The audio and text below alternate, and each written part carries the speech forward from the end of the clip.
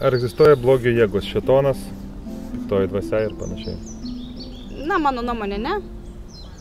Kad mūsų neįtakoja, tai šėtonas.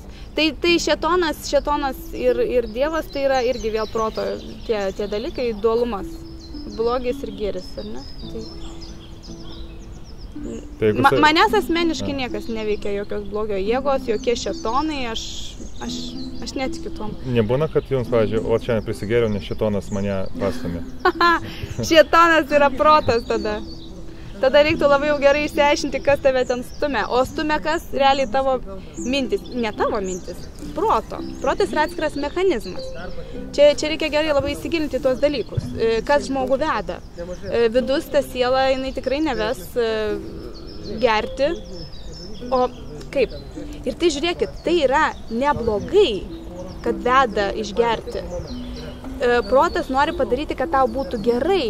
Nes tu vidu jautiesi blogai, kažkas mintis, kažkokie įvykiai, tau atrodo labai blogai tavo gyvenime ir tada protas ieško išeities, kaip padaryti, kad tau būtų gerai. Nes jo yra tokia funkcija - išlaikyti tavo kūną gyvą, minimaliai sužeista, jeigu ką, ir šiaip, kad jaustųsi gerai jisai. Tai jis veda išgerti, nes pagal jau patirtį žino, kad išgėrus bus gerai.